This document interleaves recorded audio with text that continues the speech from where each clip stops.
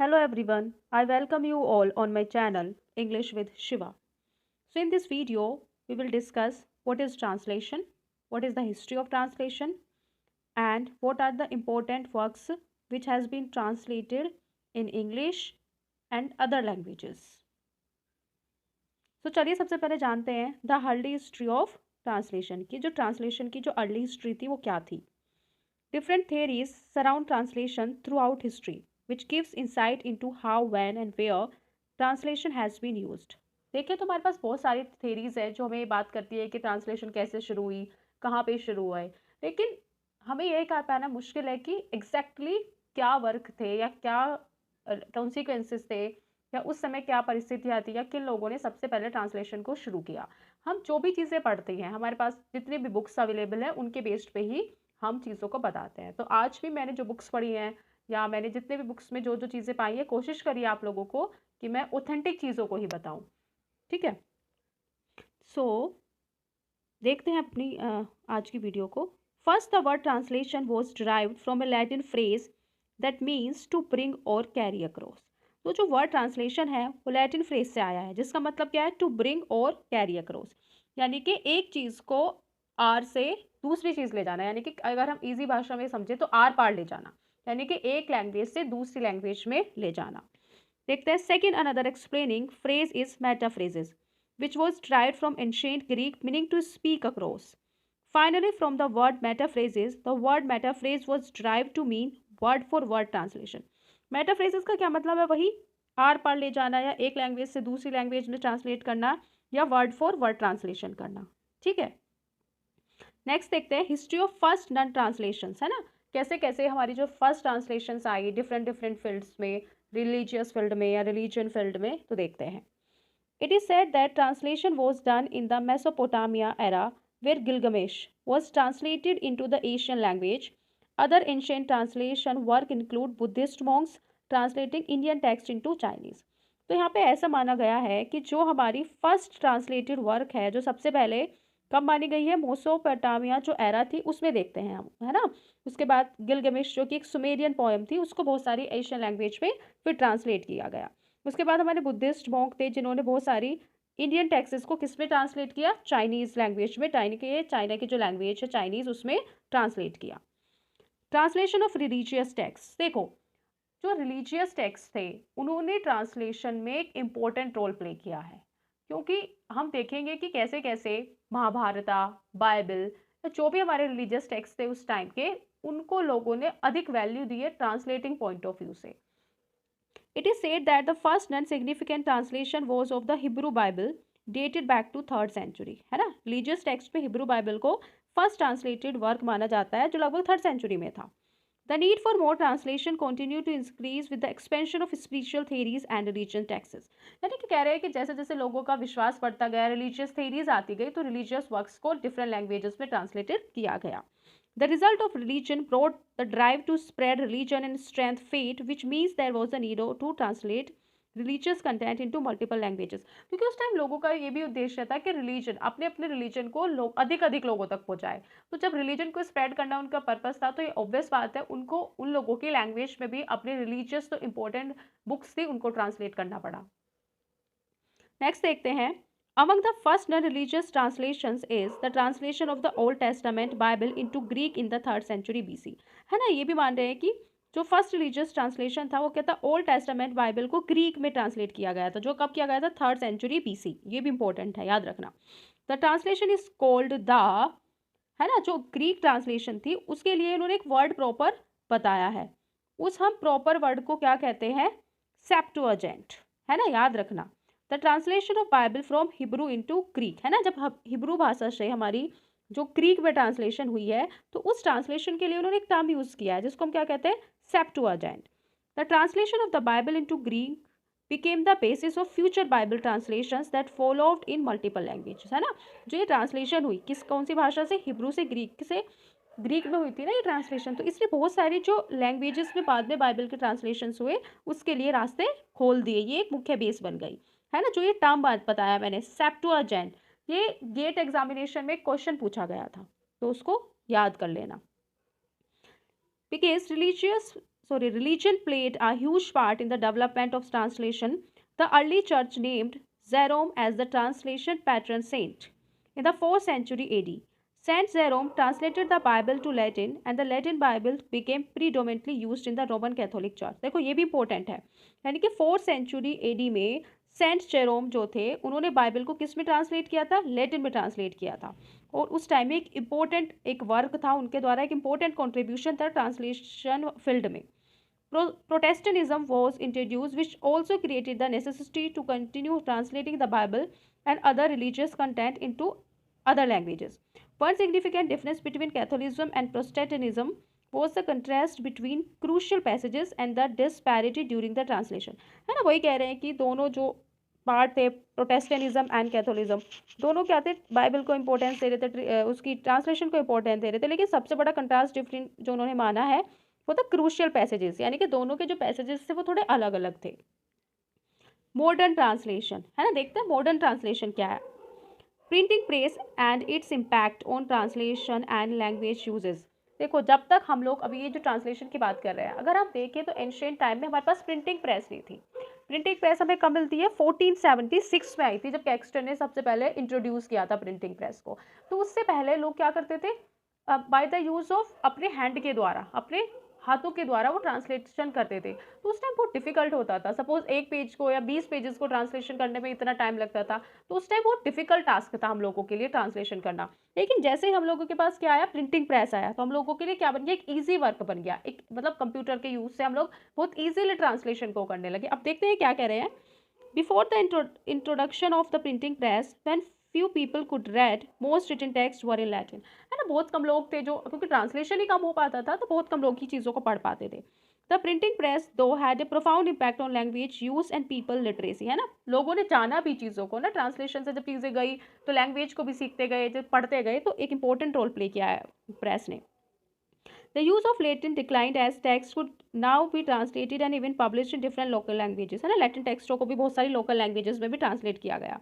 With more people getting a chance to learn and read, है ना, जिससे बहुत सारे लोगों को पढ़ने का और समझने का चांस मिला। किसके द्वारा? प्रिंटिंग प्रेस के द्वारा। पहले तो देखो हम देख रहे हैं कि एक लैंग्वेज से दूसरी लैंग्वेज, है ना, एक पॉपुलर लैंग्वेज में ट्रांसलेशन करना ही बहुत डिफिकल्ट था। लेकिन जैसे हमारे पास प्रिंटिंग प्रेस आई तो लोकल लैंग्वेजेस में बुक ट्रांसलेट होने लगी ना। ठीक है, नेक्स्ट हम देखते हैं translation and the globalisation of the economy. देखो शुरू से ही भारत किसके लिए जाना जाता है? व्यापार के लिए जाना जाता है। और ग्लोबलाइजेशन देखो एक इम्पोर्टेंट है, तो देखते हैं कि कैसे ग्लोबलाइजेशन से इम्पैक्ट से ट्रांसलेशन भी एक इम्पोर्टेंट रूप से महत्वपूर्ण रहा है। Due to the industrial revolution, the rapid development of the economy evolved into new machinery that allowed swifter and easier production of text, creating the need for companies to translate and enter into foreign markets. है ना, हम लोगों को ज़रूरत पड़ी एक दूसरे की पॉलिसीज़, एक दूसरे की मार्केटिंग पॉलिसीज़ को जानने की, तो हमने हमने लैंग्वेज में ट्रांसलेशन करना शुरू किया। मशीन्स आई हमारे पास, न्यू टेक्नोलॉजी आई। Tracing back to the 18th century, translation helped globalize the economy with many business benefiting from formalized translation services. The development of machine translation and the internet has completely revolutionized the ability to translate, access and understand documents worldwide। है ना, internet के बाद से तो मानो एक क्रांति आ गई ट्रांसलेशन के फील्ड में ना, हम लोगों ने एक नए आयाम को छू लिया है। आज भी देखो हम लोग कितनी सारी चीज़ों को ट्रांसलेट कर सकते हैं, बहुत इजीली कर सकते हैं। इवन हम गूगल में भी देख रहे हैं आजकल एक ट्रांसलेशन ऑप्शन आता है कि हम कर सकते हैं। तो ये सब किसके द्वारा है? टेक्नोलॉजी के द्वारा, है ना। तो एक इम्पोर्टेंट, देखो ट्रांसलेशन आज के टाइम में एक इम्पोर्टेंट विषय है। ठीक है, नेक्स्ट देखते हैं फेमस ट्रांसलेटर्स इन हिस्ट्री। हाँ ये इंपॉर्टेंट है ना, क्वेश्चन पूछ लिया जाता है और हमें पता भी होना चाहिए। While most translators were hidden characters, several people paved the way for translation that allowed some of the greatest contributions to disseminating knowledge and ideas throughout the ages। है ना, कुछ ट्रांसलेटर्स थे जो नाम नहीं लिखते थे पुराने टाइम में ना, उनको डर रहता था कभी क्रिटिसिज्म हो जाए उनका। Some translators were unnamed because translation work was dangerous at that time। है ना, उस टाइम ट्रांसलेशन करना भी बहुत ईजी काम नहीं था। देखो some lost lives because of translating, for instance William Tyndale, who translated the Bible into English language. He was executed in 1536 in Holland। देखो विलियम टेंडल, मुझे लगता है आप सबने उसका नाम सुना होगा। तो जब उसने किस बाइबल को ट्रांसलेट किया था इंग्लिश लैंग्वेज में, उसको एग्जीक्यूट कर दिया गया था। तो इसलिए लोग क्या थे उस टाइम ना अपने आप की अपनी आइडेंटिटी को छुपा के ट्रांसलेशन भी करते थे। Other famous translators include Constance Garnett, who translated several Russian classics such as Tolstoy and Gogol into English in 19th century. ये famous translator थे Gogol and Tolstoy 19th century में. There are also एक important Sam Zong, a Chinese monk who was credited for translating Indian Buddhist texts into the Chinese language. ये भी एक important नाम है जिसकी pronunciation है Sam Zong. तो ये भी याद रखना, इसने क्या किए थे, इंडियन बुद्धिस्ट टेक्स्ट को चाइनीज लैंग्वेज में ट्रांसलेट किया था. Who defines translation. देखो कई बार क्वेश्चन, बेसिक क्वेश्चन भी पता होना चाहिए कि ट्रांसलेशन को अच्छी तरह से किसने डिफाइन किया है. तो उम्मीद है आपको अपने सबने सुना होगा रॉबर्ट जैकोब्सन, जो एक इम्पोर्टेंट नाम है किसमें, लिंग्विस्टिक फील्ड में. A leading linguist and noted expert in the subject of translation. ये सब्जेक्ट, ट्रांसलेशन सब्जेक्ट के एक्सपर्ट थे. Define translation as the interpretation of verbal signs by means of some other language. Through the process of translation, text in one language are transformed into text in another language with the same meaning. ये कह रहे हैं कि जो translation है वो एक ऐसा प्रोसेस है जिसमें एक लैंग्वेज को दूसरी लैंग्वेज में क्या किया जाता है, ट्रांसफॉर्म किया जाता है, लेकिन उसका मीनिंग क्या रहता है, हमेशा सेम रहता है. नेक्स्ट देखते हैं, हु डिस्कवर्ड द ट्रांसलेशन, है ना, ट्रांसलेशन को किसने डिस्कवर्ड किया था. तो देखते हैं, the Babylonians were the first to establish translation as a profession. तो ये भी एक इंपॉर्टेंट क्वेश्चन बनता है कि जो बेबीलोनियंस थे उन्होंने क्या किया था, ट्रांसलेशन को एज ए प्रोफेशन क्या किया था, प्रसिद्धि दिलाई थी. The first translation of Greek and Coptic text into Arabic, possibly indirectly from, ये भी एक लैंग्वेज का नाम है जिसका नाम है सिरियाक translation, seem to have been undertaken as early as the late 17th century. है ना. तो इन्होंने भी क्या किया था, बहुत सारी ग्रीक एंड अरेबियन टेक्स्ट्स को क्या किया था, ट्रांसलेट किया था, बहुत सारी सीरियाक ट्रांसलेशन की थी. एज ए प्रोफेशन इन्होंने ट्रांसलेशन को इंपॉर्टेंस दिलाई थी, उनको ट्रांसलेशन को डिस्कवर किया था. Who is the first translator in India. ये भी एक इम्पोर्टेंट क्वेश्चन है और एक आई थिंक हमारे गेट एग्जामिनेशन में ही पूछा गया था ये क्वेश्चन. तो इसका आंसर है हमारा, who is the first translator India, यानी कि इंडिया में जो था हमारा फर्स्ट ट्रांसलेटर कौन था. Kisari Mohan Ganguli was the Indian first translator, known for being the first to provide a complete translation of the Sanskrit epic Mahabharata in English. है ना. इसने क्या किया था, जो हमारी महाभारत थी संस्कृत भाषा में, उसको सबसे पहले किस में किया था, इंग्लिश में ट्रांसलेट किया था. इस क्वेश्चन को भी याद रखना इंपॉर्टेंट है. Who is the God of translation. देखो ये जो आंसर है ये ग्रीक जो हमारे गॉड्स हैं उनके परस्पेक्टिव से है. The Greek god Hermes, the Roman Mercury, was the god of translators and interpreters. He was the most clever of the Olympian gods and served as the messenger for all the other gods. देखो जैसे हमारे यहाँ पे gods होते हैं ना, जैसे हम कहते हैं पृथ्वी देवता, सूर्य देवता, या ये सारी चीज़ें हम कहते हैं ना, तो उसी तरह से जो ग्रीक गॉड्स होते हैं उनके भी अपने अपने गॉड्स होते थे. तो ग्रीक का जो गॉड माना गया है ट्रांसलेशन का, वो किसको माना गया है, जैसे हम कहते हैं ना सरस्वती माता यहाँ पे विद्या की देवी होती है, उसी तरह से हमारे ग्रीक में क्या है, ट्रांसलेशन गॉड है, तो उसका नाम है हर्मीज. तो ये क्वेश्चन भी पूछा जा सकता है. He ruled over wealth, good Fortune, commerce, fertility and thievery. Among his personal favorite commercial activities was the corn trade. Who is the first non translation? किसको हम first non translation मानते हैं? The Epic of Gilgamesh, who was the first translation in history. One of the most accepted theories states that the first translation non was a poem called the Epic of Gilgamesh, originally written in Sumerian and translated into a variety of Asian languages. तो इसको first translation का हमारा work माना जाता है, जो कि एक पोम थी जिसका नाम था द एपिक ऑफ गिलगमेश, जो जिसको बाद में बहुत सारी एशियन लैंग्वेज में ट्रांसलेट किया गया है. Which book is first translated to English. ये भी इंपॉर्टेंट है, वेरी वेरी इंपॉर्टेंट क्वेश्चन है. The first printed book in English was published by William Caxton and Colard Mansion in Belgium in 1473. This was Raoul Lefevre ट्राई या रेक्ल्यूड Des Histoires of Troy, a courtly romance translated from the French by Caxton. ये important है, याद रखना इसका नाम, question UGC net में पूछा गया है. ठीक है. What is the oldest type of translation?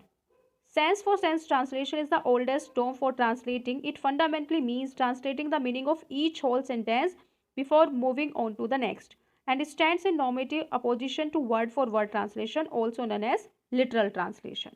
याद रखना, oldest translation क्या है, sense for sense translation. Which is the world largest translated book, ये भी एक इंपॉर्टेंट क्वेश्चन है. The Bible. Today the most translated book in the world is the Bible, meaning the book translated into the most languages. At least one book of the Bible has been translated into 3,384 languages. You can find the New Testament in 2,191 languages and the Old and New Testament combined in 531 languages. तो world की सबसे ज़्यादा भाषाओं में translation होने वाली book का नाम है बाइबल. यहाँ पे कुछ मैंने ऑथर के नाम बताए हैं जो मुख्य ट्रांसलेटर माने जाते हैं. Agatha Christie, Jules Verne, William Shakespeare, Enid Blyton. ये इनकी लैंग्वेज एक्सपर्ट हैं. किसके ट्रांसलेटर थे? अगाथा क्रिस्टी इंग्लिश में ट्रांसलेटर थी, जूलियस वर्न फ्रेंच के थे, विलियम शेक्सपियर इंग्लिश के थे और एनिड ब्लिटन ये सब इंग्लिश के थे. तो उम्मीद है आपको ये छोटी सी वीडियो अच्छी लगी होगी. मैंने कोशिश की थी आपको मैं थोड़ा सा कम शब्दों में ही अवगत करा सकूं. हालांकि पूरी हिस्ट्री को कवर करना इतना ईजी नहीं है, लेकिन आप सभी के इम्पोर्टेंट पॉइंट ऑफ व्यू को सोचकर ही मैंने आप सभी के साथ इस वीडियो को शेयर किया है. So thank you for watching. Like, share and subscribe my channel. I hope you have enjoyed the video. Have a nice day.